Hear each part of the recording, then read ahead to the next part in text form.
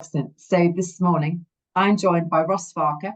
Ross, thank you ever so much for giving up the time on this really nice sunny morning to go through some questions for me.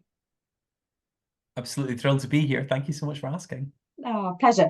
I've got a number of questions for you, but before we go through those, if I may, for everyone listening, just going to give a really quick kind of context to your background. So, currently marketing director of Little Moons, which looks fantastic. Well, I'm going to ask you a bit more about Little Moons when we go through the questions, but a private equity backed ice cream company, really, really good quality product. And you just had this really impressive career in terms of very creative brand background, developed great growth within the businesses. So I know you've been CMO of Wagamama previously. You've worked for Grey London. You've worked for 101. You've won a whole list of awards. I was looking at the research the team have put together. There's a big list of awards: IPA effectiveness, an Effie award, an award from the Marketing Society. So we've got lots to go through. And you've done the fellowship program with the Marketing Academy. So a busy chat, an amazing career. I'm thrilled you've joined us. As I say, I've got some questions to go through, but I think before we do, would you mind, because I'm curious about Little Moons, would you just give a little bit of an insight into what looks like an amazing product and a fantastic business? Of course, no, I'd be delighted to. That was very flattering, by the way. I feel deeply uncomfortable hearing all of that, but very, very Honest. good of you. So Little Moons, most incredible business. Of course, I would say that, but I do genuinely believe it. So we make something called mochi ice cream. Mochi ice cream is essentially, imagine a ball of artisan gelato, and wrapped around it is this soft, sweet dough that's originally from Japan. But the company was actually founded about 14 years ago by a brother and sister duo, Howard and Vivian Wong, who are not Japanese, but their parents are immigrants to the UK, ethnically Chinese, but they would call Malaysia home. And they started an Asian bakery business in Northwest London. Very successful, and Howard and Vivian were working in that business from as soon as they were old enough to do so, and built an entrepreneurial gene out of that. And although they spent a couple of years after university in the city, they quickly left that behind and founded a mochi ice cream business, because mochi was one of the products that their parents' bakery actually made. And they spotted this mochi ice cream thing that was coming out of the US actually, and thought, we can do that better. We've got generations of knowledge of how to make mochi. Fast forward to 14 years now, and we are in 35 different markets. We're about a £60 million revenue business. Our biggest market is the UK, as you'd expect. We have significant presence in France, Germany, Australia. It was a very successful one, and a whole host of other markets in Europe and the Middle East. We went viral on TikTok in 2021, and I think lockdown 3, when people became absolutely obsessed with going to big Tesco in search of Little Moons and posting about it on TikTok. Transformative for the business. And now we are in, every grocer that you would care to visit in the UK, I would imagine. Run have about 14, 15 different flavors, the biggest of which is our tropical mango and passion fruit one. And yeah, we're incredibly popular. Our audience is typically younger, perhaps a little bit more affluent, and slightly skewed towards women as well. Oh, well, hats off to them, because it's a phenomenally successful business, a really high quality product. And I would imagine, presumably, you're coming into one of your busiest times of the year with the weather. Does it have a big impact on it? Absolutely. So I spend my life staring at a weather forecast and praying all the time, because when you work in ice cream, you realize, and although I do econometric analysis every year to prove it out, and it always Yeah. comes through, but you realize, unsurprisingly, that when it gets hotter, people sell a lot of ice cream, and when it's raining, you don't. So that is one of the difficulties of working in a really seasonal category. Because if the weather doesn't back you, it doesn't matter how well planned your promotions are or how well timed your media investments are, you're not going to get the best bang for your buck. So yeah, weather is definitely a big thing, and I'm very much looking forward to the temperature heating up a little bit in the UK. Yeah, well, it will. We're going to be in for a great summer, I'm sure of it. Thank you for giving that context. So, looking at your career then, so I'm curious, what led you into a career in brand marketing in the first place? Of course. So, like most people, I grew up with a whole host of different careers in mind when I was a kid, from astronaut to lawyer to doctor to actor, and in the end, I think what really drove me was the idea that I felt, I guess, a little bit of a creative soul, though not anything particularly exceptional in that regard, but also pretty good at the discipline and the rigor of academics as well. And, you know, I was always the kid who got reasonably decent grades, and my parents had sort of pushed me into subjects like accounting and economics. And so I found myself at university doing an international business degree, but increasingly found myself gravitating towards marketing subjects as the ones that I enjoyed the most, because I think they blended that commerciality and creativity more often than not. And when I was coming up to the end of my university time, I really wanted to get on a grad program. It was a time when that was kind of the thing that you did to set up your career. And I certainly had parents who were still of the view that you're in a job for life, so get yourself into a good company and you'll be happy for the rest of your life. So I did the milk round, and I went to lots of consumer brands, and ones that I recognized and ones that I thought, yeah, frankly, that my mum will be proud of me if I work for some of those. So the Unilevers and Diageos and so on of this world, and Mars. And I found my home in Cadbury on a sales and marketing graduate program. And I didn't know at the time, because I was sort of young and naive, but I genuinely do believe now, you find yourself into the right home at that stage, and you might not be able to articulate what makes the right home, but it will find you. And in my case, there was a reason that I got into Cadbury and not some of those other companies, because I just had such an amazing cultural fit with that organization, its Quaker roots, the things they cared about, and the fact that it made a whole lot of brands that people loved. So I got onto the sales and marketing graduate scheme. I loved every minute of it, including the driving around in a dairy milk van to independent shops and on my field sales roles, and my category management, and my seasonal confectionery job selling into Sainsbury's. But ultimately, I just found myself gravitating towards brand marketing. It was probably the placement I enjoyed the most. I worked on Cream Egg during that period. And a role came up on what was called the Count Lines business, which is essentially any bar that isn't dairy milk in Cadbury, anything that's not a tablet bar. So I was managing everything from Flake to Whisper, which became my most notable thing, to Crunchy, to Boost, to Freddo. And I just adored it, absolutely adored it. And it was an incredible golden age of Cadbury marketing as well. It was around the time of the Cadbury Gorilla happening. I had nothing to do with it, but that was the output of a creative culture that I was such a privilege to be a part of it, and frankly to professionally grow up in, because again, you're just surrounded by these amazing people. You don't know it at the time, but they really are amazing people. You're learning so much through osmosis. You're getting trained so brilliantly, and yeah, I loved every minute of it, and I just became hooked on brand marketing from that point on.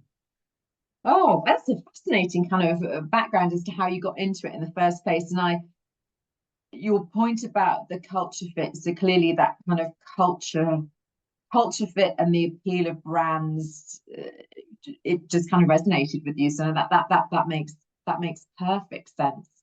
And so you've worked with some incredible brands then, you know, obviously spoken quite a bit of Cadbury, but a lot of other companies you work for. Has there been, and I'm sure there's been more than one, but has there been either a standout campaign or a standout moment that you'd look back on and go, that was really special?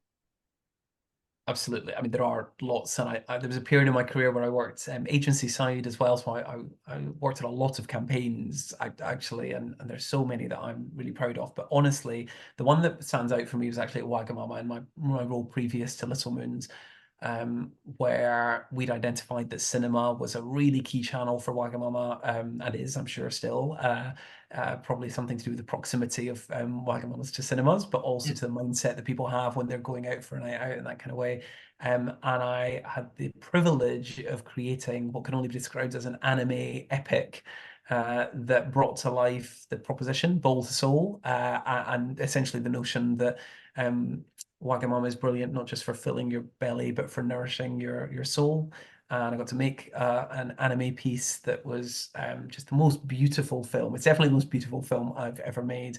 And when it came out, it's probably the most proud I've been. And the reception was incredible to it. People just got it, and they responded in the way that I always hoped they would. And, you know, I've worked on lots of campaigns where that hasn't happened, where you put something out into the world and it flops a bit, because for everyone's reel of brilliant campaigns, everyone also has the reel of ones that didn't quite work out. So I just remember that feeling of pride with that Wagamama campaign that I'll have with me forever now. Well, you've got a real gift for it. Now, you know, to get to the point where you can deliver those kind of campaigns, and many award-winning ones in your case, a lot of it's about the working with your team, managing your team.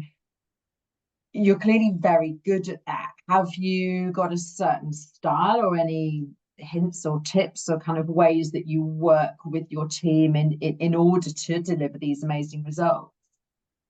So I have one little phrase that I put front of mind for myself all the time, whether it's leading a team internally or leading a client agency team or working with other cross-functional teams as well. And it's high support, high challenge.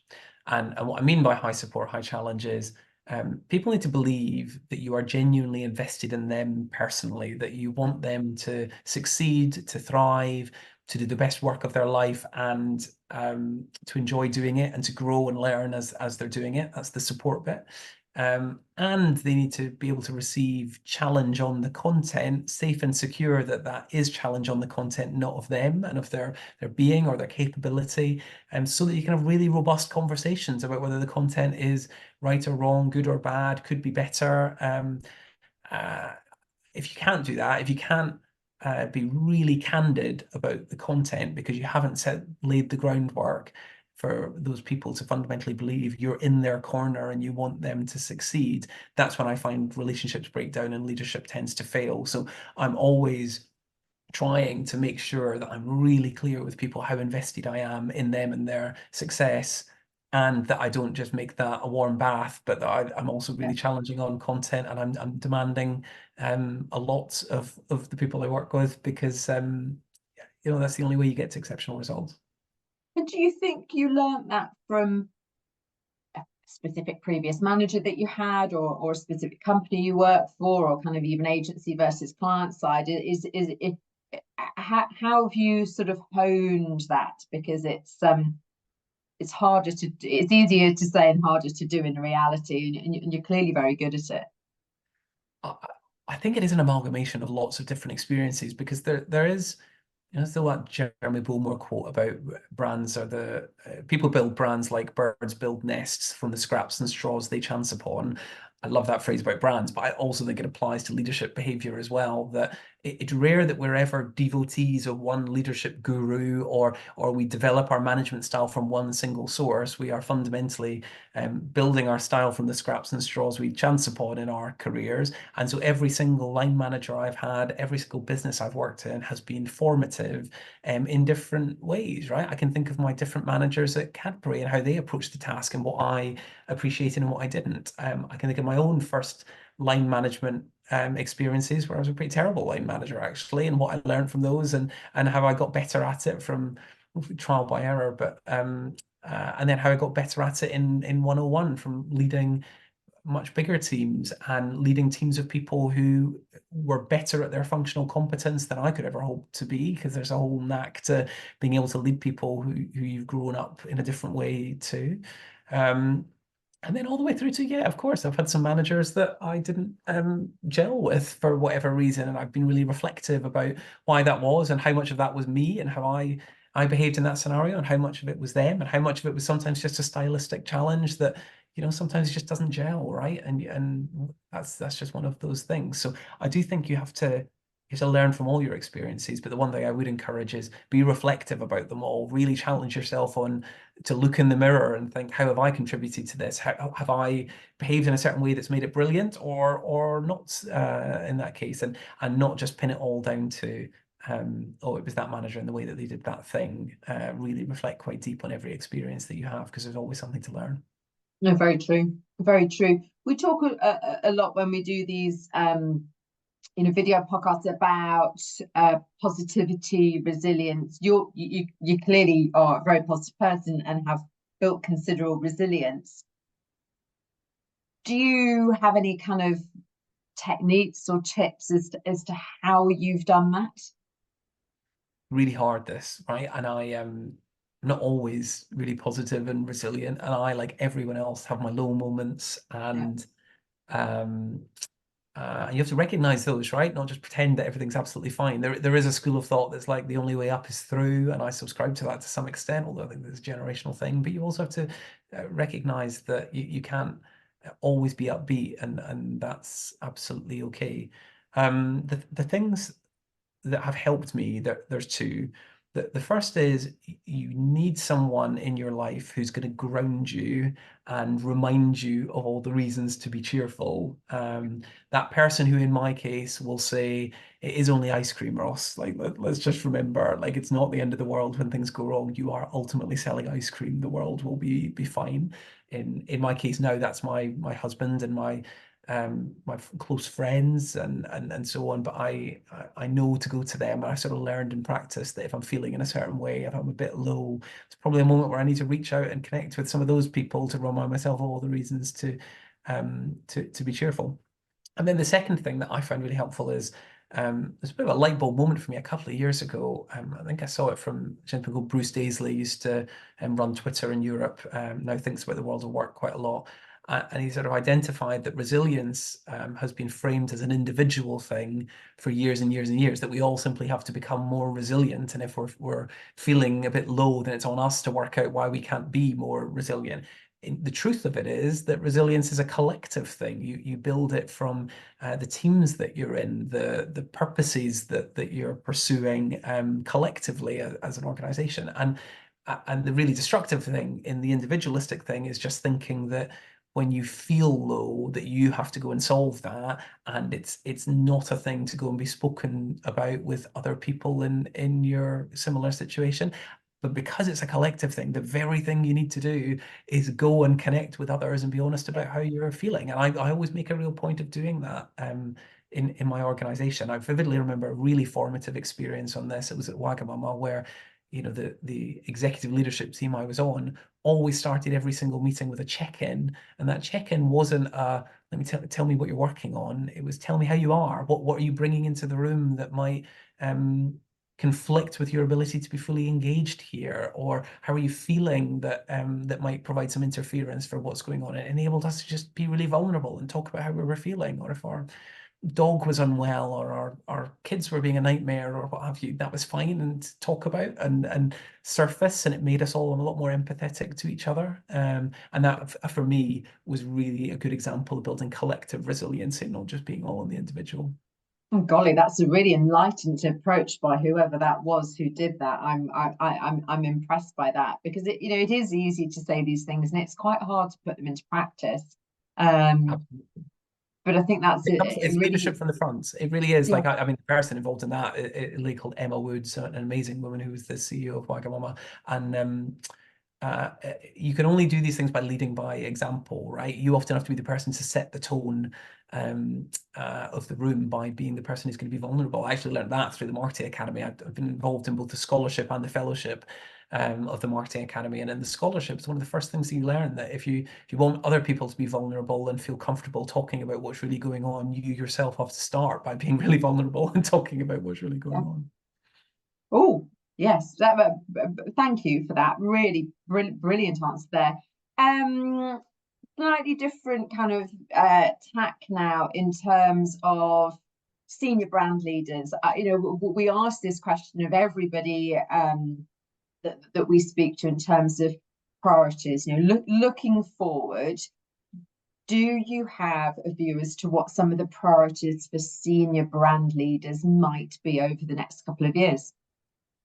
So two things that spring to mind on this. One that's very content focused, I would argue, and one that's a bit more about people. So the content focused one is, I think pricing is the big thing right now that marketers are going to need to build some muscles or remember their muscle memory on, because it's going to be the biggest factor of success or failure, not the promotion part of the mix, or even potentially even the product bit. But pricing is the bit that marketers have slightly seeded ground on in terms of their influence on, but it's going to be crucially important, and it already has been crucially important in the last couple of years when we've seen massive inflation in most sectors, a bit of a backlash against that.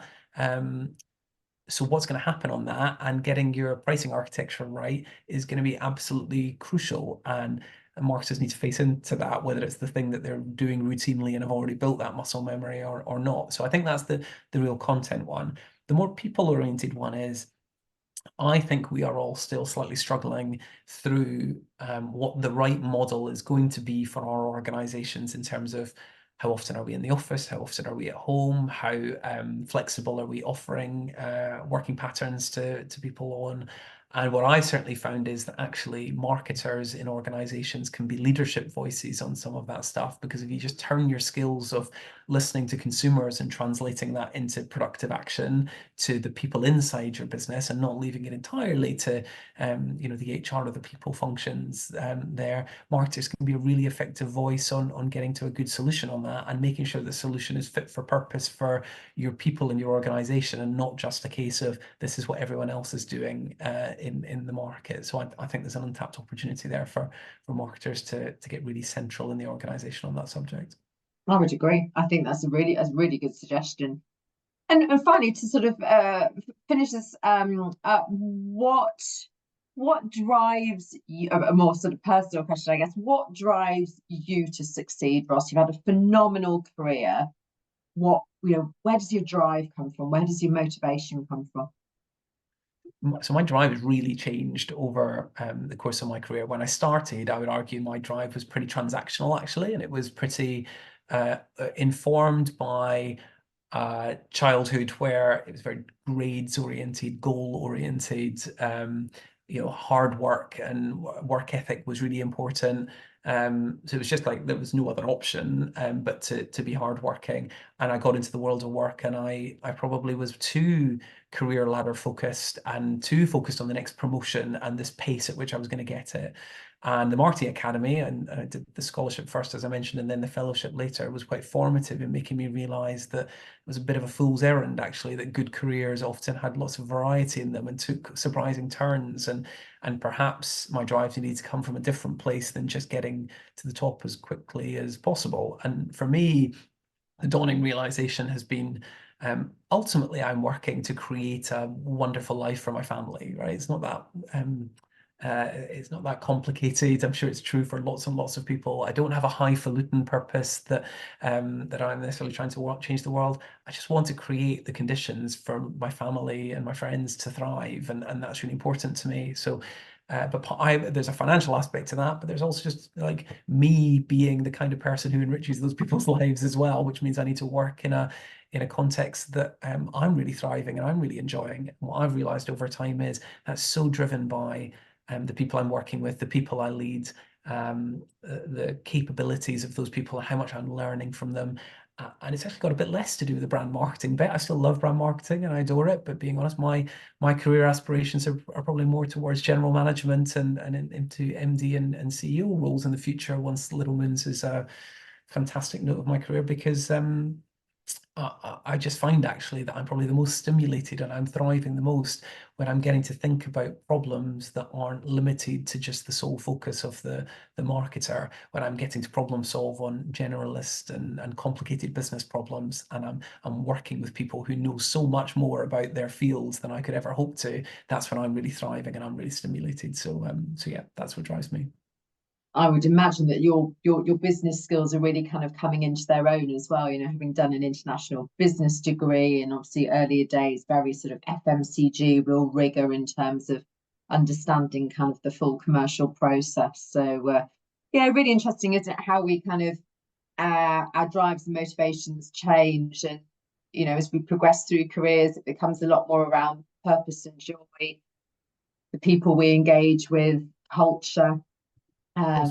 Obviously there's financial motivations as well, but it's very much around the kind of the purpose, or what we see of the senior leaders. It's that purpose and joy becomes the ultimate driver. Yes, absolutely right. Ross, you're amazing. Thank you so much for giving up your time. I really, really appreciate it, and I'm sure everyone will really enjoy listening to the Q&A. Thank you so much for having me. Real pleasure. Absolute pleasure.